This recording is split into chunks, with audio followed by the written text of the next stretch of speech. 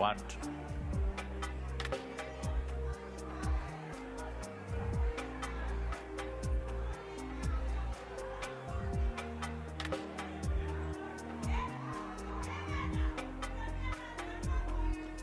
One, two. One, two.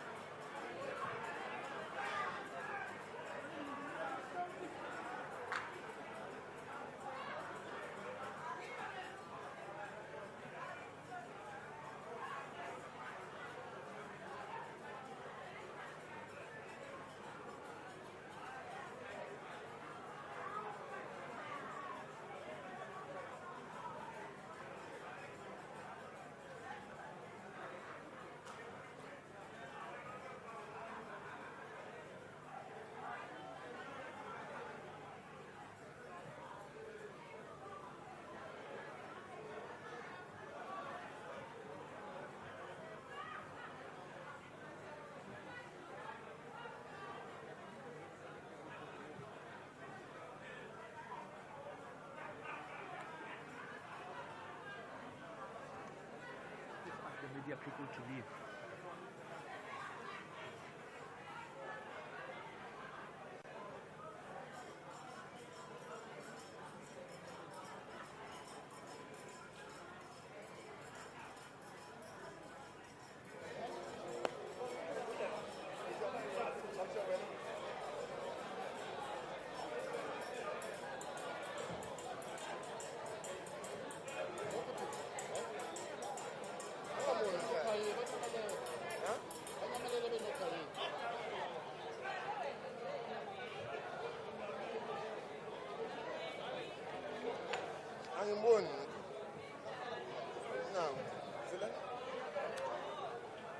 Speaker of the National Assembly.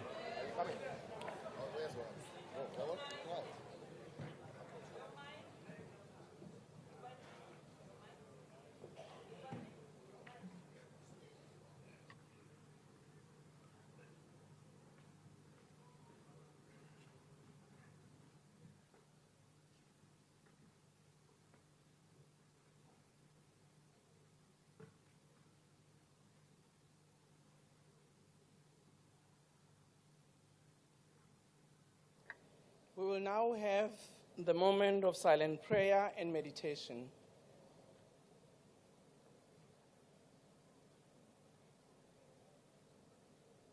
Please be seated.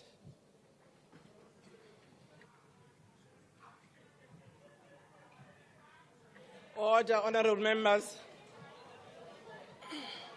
Order. Let's not behave as if sisemgidini wakaRhadebe.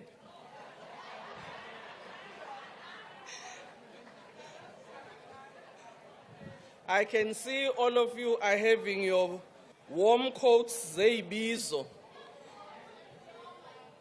Can we now have the first order of the day by the Secretary?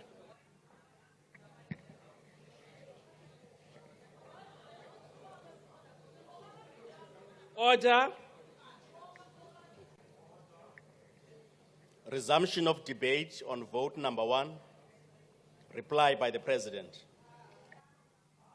I now invite the Honourable President to reply to the debate.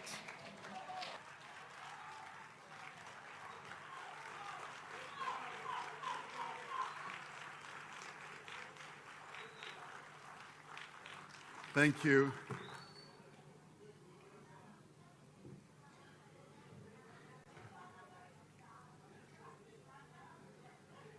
Order, honourable members. Can we be in order and allow the President to respond to the debate? Speaker of the National Assembly, Deputy President Paul Mashatile, Ministers and Deputy Ministers and honourable members of this House, thank you for enabling this debate to happen as it did, and I'd like to thank all those who participated on the presidency budget vote. I have addressed this House now 3 times in the past week, outlining the agenda of the government of national unity and the steps that we intend to take to place our country on a path of growth and renewal. The program of government has also been presented and debated in detail in each of the departmental budget votes.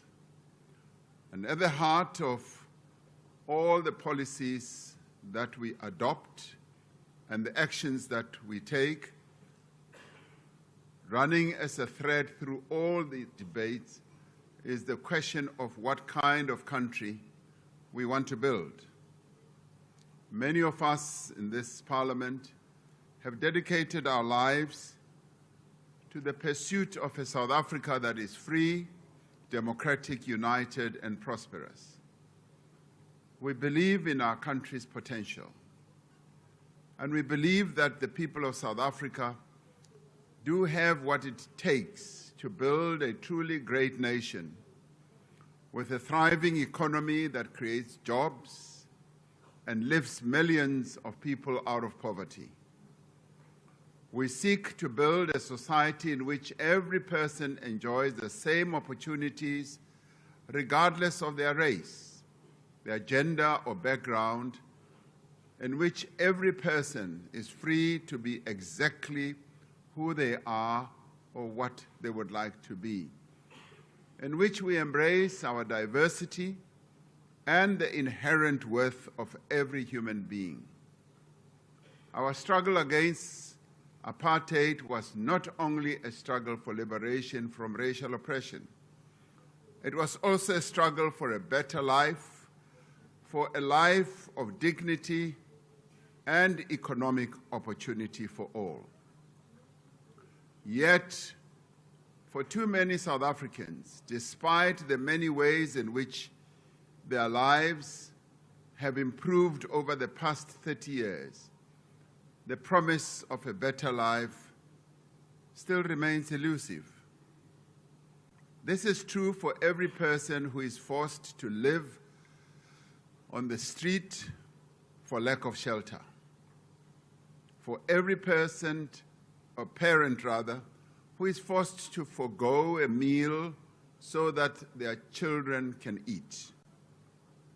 For every young person who leaves school with a certificate but cannot find a job. It is the plight of those who are poor, unemployed, and living lives of great hardship that should occupy our attention collectively. It is the great challenge of our democratic government and the intention of this administration to fulfill that promise of a better life for all. We have the skills, the talent, the resources, and the will to do this. And we have an opportunity now through this government of national unity to come together to make this vision a reality. It is, Madam Speaker, this belief in our enduring ability to improve our society, in what we can achieve as a nation by working together, that motivates me, and that is the driving force of this presidency. The Constitution requires me as President to promote the unity of the nation and all that which will advance the Republic. In carrying out this constitutional mandate, I consider it my overriding duty with all of us to create a society that is more just, more equal, more compassionate, and more humane.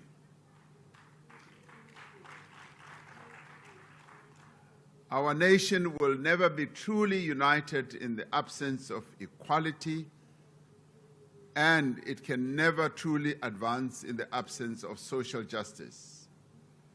As political leaders gathered here today, we owe it to the people of this country, South Africa, just as we owe it to those who fought for our democracy, to pursue this task with dedication and with a good measure of urgency.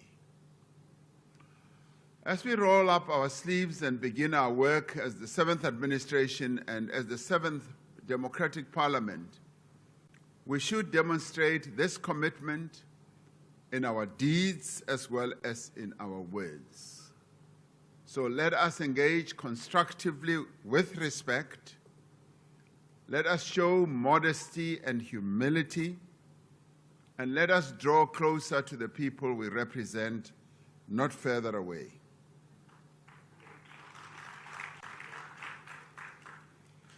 Let us show in our actions that we are here to serve our people, not to enrich ourselves or to access positions of privilege.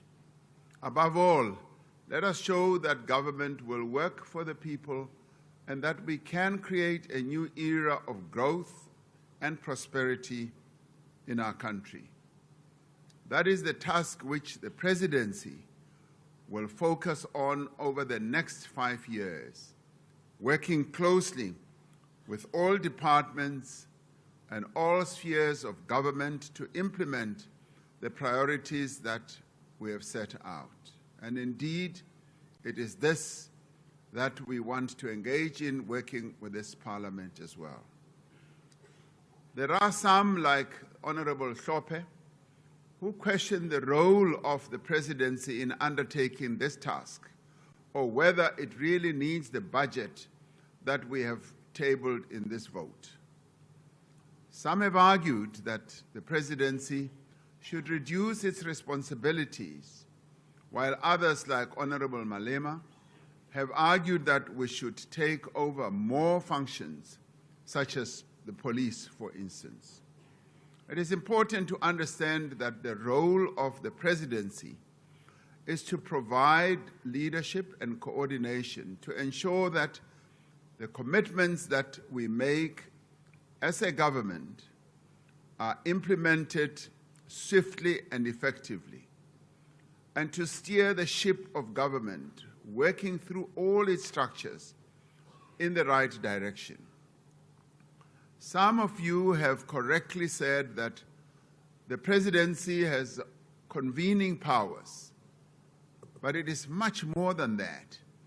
It is to ensure that there is intergovernmental cooperation and execution. It is to ensure that we break down the silo mentality or approach to work and get everyone to work together. Some in this House have said that we are building a super presidency that subsumes the role of government departments. On the contrary, the presidency complements and strengthens the work of government as a whole. The role of the presidency is to guide planning, coordination and oversight, and support for the agenda of government through institutions such as the Cabinet Office, the Project Management Office, and the Policy and Research Services. A number of speakers have raised the issue of the manner in which Parliament exercises its oversight functions with respect to the presidency, including the possibility of a dedicated oversight committee.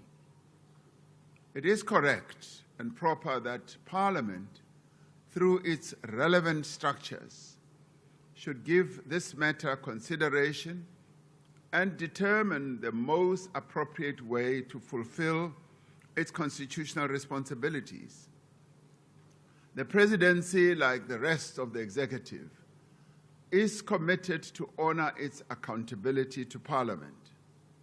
Some of you in the debate reminded this House that the Sixth Parliament, through its Rules Committee, has for some time been seized with the question of how best the Assembly can oversee Vote 1, which is the presidency, as part of the national budget, mindful of the unique and overarching role of the presidency. This question arose as some political parties in the Assembly suggested that the Constitution of 1996 required the Assembly to establish or mandate a committee for this purpose. Other parties suggested that the office of the President has grown in recent years and now incorporated a host of office bearers, advisors, and functions. This matter was raised by the Judicial Commission of Inquiry into allegations of state capture. In raising the matter, its report, which was submitted to Parliament on the 23rd of October 2023, the Commission made some recommendations.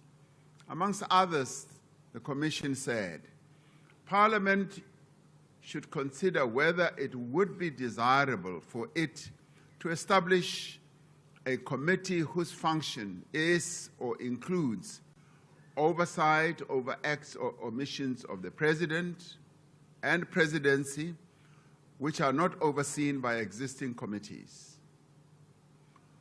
On the 25th of April in 2023, the Rules Committee of the National Assembly agreed that it would be instructive for a delegation of members to undertake a study tour, as we heard reported here, to engage other counterparts in comparative parliaments on this matter. The study tour was undertaken to the UK, and it took place from the 16th to the 20th of July, 2023. I We would have loved to have seen a similar study tour to other countries on our continent, rather than just focus on a Eurocentric approach. But it is what it is. The study tour was undertaken. The delegation engaged political representatives and procedural experts from Westminster, as well as independent institutions in order to establish, among other things, the general procedures and conventions relating to the oversight mandate of the House of Commons in the UK and the accounting responsibilities of the Prime Minister as the head of the UK government. It also looked at the procedures and structures employed to oversee the Prime Minister and the administration of his office. It also dealt with details of the structures employed within Westminster and other institutions to scrutinize the Prime Minister and his office. Now, on return from this visit, which I wish should have taken place in 3, 4, or 5 countries on our continent, the committee came forward with recommendations. And their recommendations, as I've gleaned through the report, which I'm sure will still be debated here, it said that while the South African Parliament already has comprehensive procedures to facilitate oversight and accountability, there remain features of the rules and practices that could be enriched. The National Assembly should remain proactive and open to reforms to support its systems and practices. And it said, in the case of the oversight over the presidency, it said the Portfolio Committee on Planning, Monitoring and Evaluation be mandated to scrutinize the budget and spending of the vote of the President.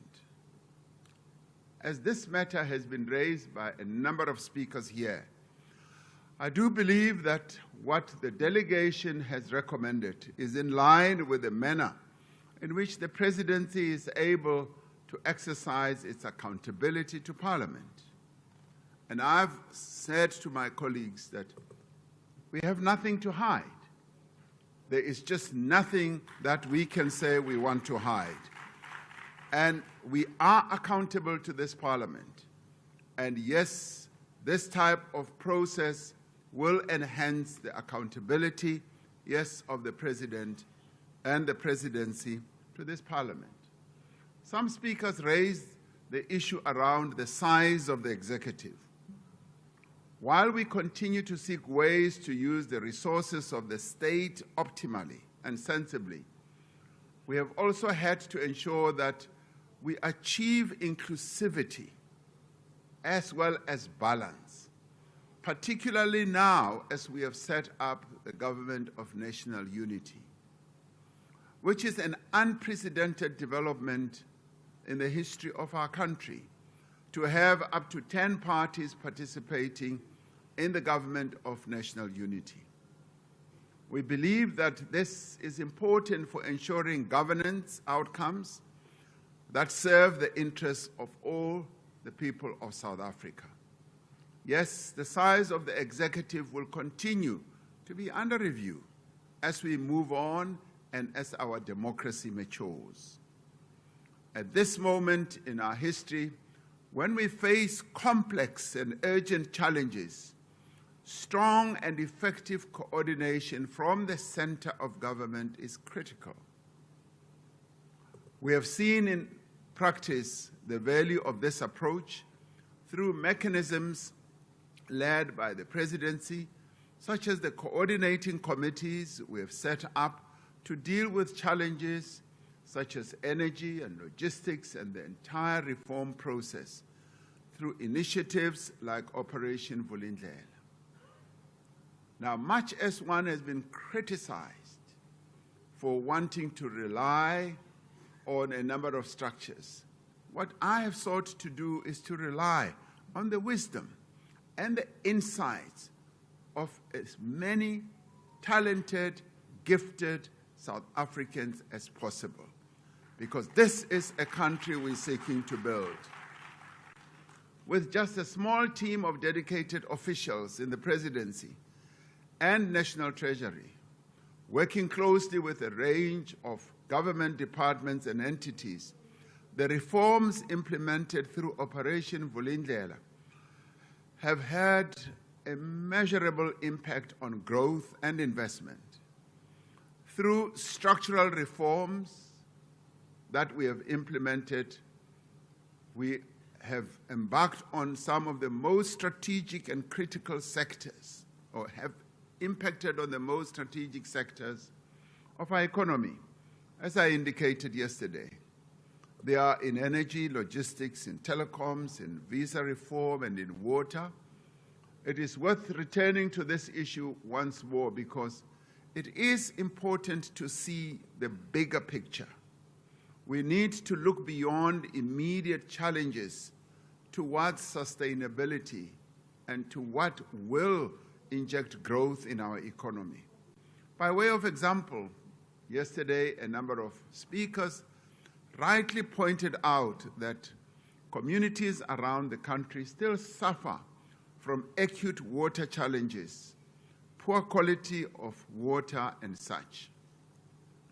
And of course, a number of ministers who came to speak here did put facts on the table and were able to disprove some of the statements that had been made here. Some call for the issue of water as a key departmental issue to be located in the presidency. The reforms that are underway in water, like reinstituting water quality monitoring systems, developing a raw water pricing strategy, and establishing Water Partnership Office to develop water infrastructure, have direct and material benefits for service delivery. Improved water infrastructure ensures more reliable and sustainable water supply. Water quality management systems mean cleaner water and a reduced health risk for our people. The ultimate beneficiary is the people of South Africa and the strengthening and enhancing the economy of our country. The same can be said of the other reforms being implemented. These are not some abstract plans going on, somewhere. They are laying a robust foundation, perhaps the 10 foundation stones that one honorable member spoke about, for sustained economic and social progress. A number of honorable members also raised the important issue of the reform of our state-owned enterprises ownership model. Now, as I indicated in the opening address, we are introducing legislation to establish a state-owned holding company to oversee and coordinate key strategic SOEs. Now, to coordinate, to ensure that there is line of sight, so as to make sure that we are able to see at one glance, on one radar screen, precisely how our state-owned enterprises are functioning, what their financial health is, what their operational capability is, what their policy frameworks are, and how they are progressing in terms of meeting our overriding objectives. The legislation will assign the functions of the holding company, which will cover issues of governance, how boards are appointed. We have found that the number of state-owned enterprises that we have different ways of appointing boards, and yet we are the same government, and we have the same one shareholder, and every state-owned enterprise does as it likes, and I'd like to see that coming to an end. We must all be pointing in the same direction. At times, At times, some state-owned enterprises don't even issue their financial reports for years. And all this happens below the screen or even underground. And we carry on, and yet a state-owned enterprise is collapsing. The holding company will help to coordinate, to have line of sight, where even Parliament will be able to see exactly what's happening at one go. When it is time for reporting, everyone will be expected to present their wares and their reports so that we can see how the balance sheet looks like, how the income statement looks like. And we can see how the policies that have been approved by this Parliament are being implemented. We will also be able to have line of sight on, for instance, board remunerations. There are other state-owned enterprises that have different, vastly different board remuneration policies. And yet we are the same government. We are the same shareholder. Executives are remunerated completely differently without proper processes and procedures. Not necessarily that they should all end the same, but there should be procedures. And all this, the financial reporting, which is important, also has to be streamlined, has to be able to enable all of us to have clear line of sight. Now, this does not mean we are going to, from the holding company level, be running these state-owned enterprises. It is the coordination. This is in line with global best practice and is the approach taken by many countries with SOEs that successfully fulfill a social and economic development mandate. Now, the Department of Planning, Monitoring and Evaluation has been assigned the responsibility to finalize the process towards the establishment of the holding company now that we no longer have the Department of Public Enterprises.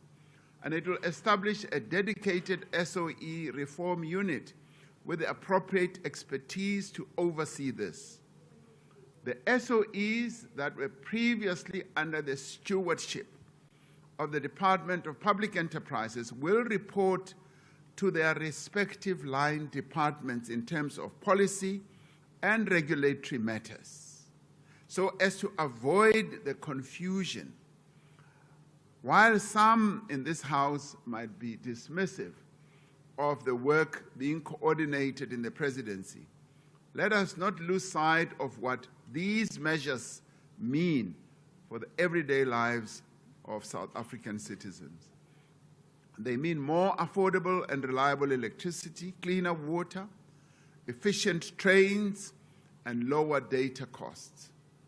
While the capacity to drive these reforms required a budget in the tens of millions, it has unlocked more than 500 billion rand in new investment in our economy.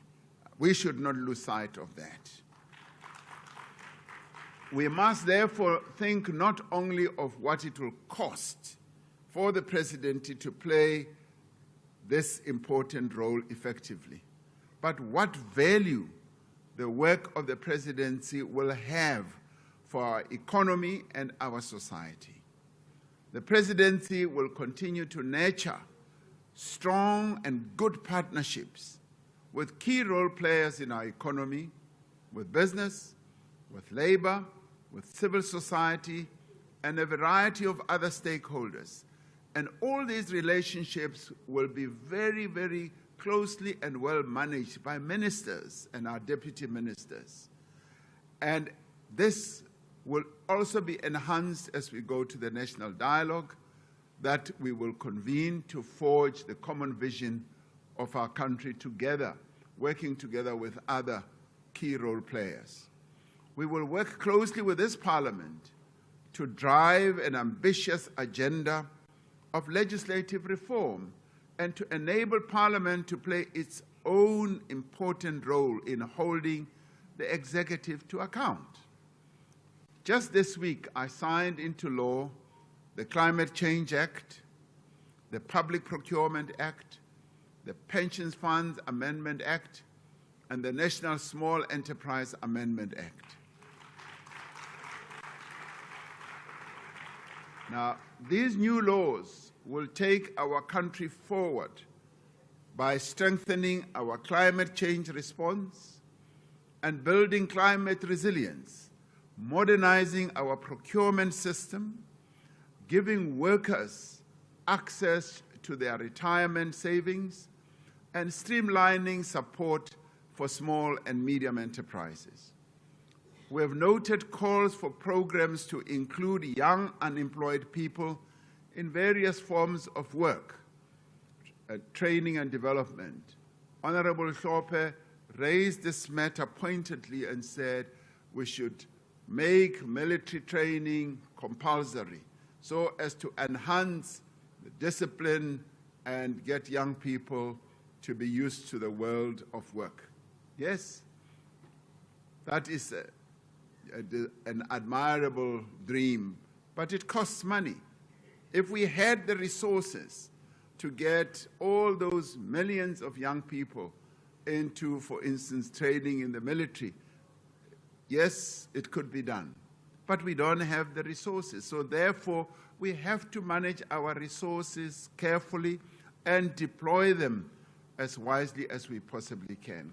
But contrary to some suggestions in the debate, we do have programs that involve young people.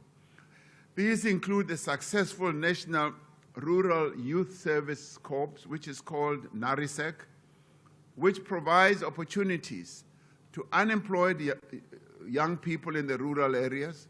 We also spoke yesterday about other public and social employment programs that have a large number of young participants. But yesterday we also spoke about how we are engaging the private sector to scale up more and more employment intake for young people and indeed unemployed people in our country. And all this will happen in a sequential way as our economy grows, as the reforms that we have embarked upon take full effect. The challenge we now have is to scale up many of these programs within available resources to ensure that they have a greater reach and impact. We do want to massify as many of the programs that we have embarked upon, and we will, through the various pockets of funding that we have. On the international front, we will continue to lead South Africa's engagement with the rest of the world, including as the upcoming host of the G20 presidency next year. This year we go to Brazil. Next year the world comes to us here in South Africa. Most importantly, we will ensure that the machinery of government does work efficiently and that it is used to advance the people's interests and improve their lives.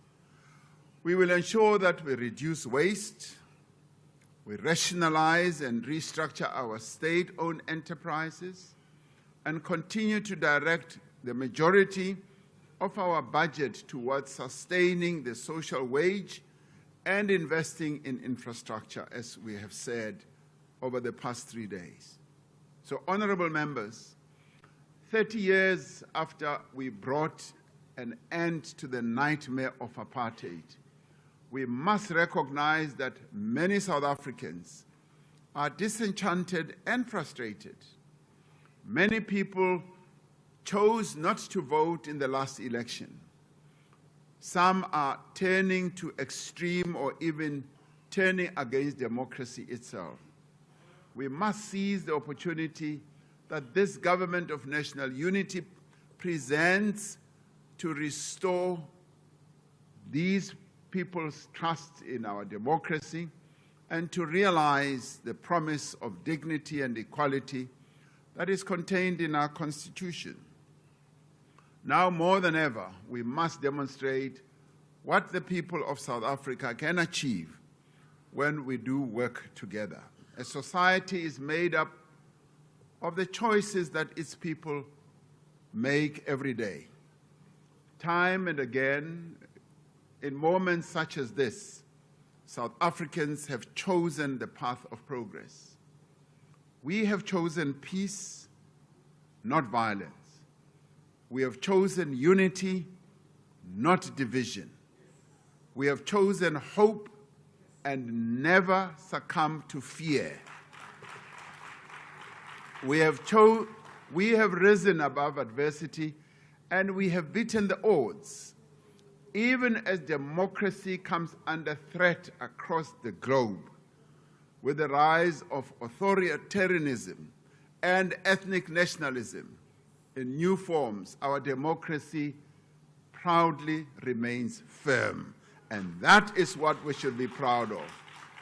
Once again, South Africa has taken the lead and shown the way. People, many heads of state keep asking, you formed a government of national unity, quite a historic event in the history of your country. Please tell us how you did it. And we will tell the story of how we did it, because this has been quite unprecedented. 5 years from now, let us be able to say we have made a difference in the lives of our people. Let us ensure that we take our beautiful country closer to the society of which we have all dreamt of. And let us make sure that we do not leave anyone behind. I thank you all for participating in this debate. Thank you. I thank the Honourable President for your response.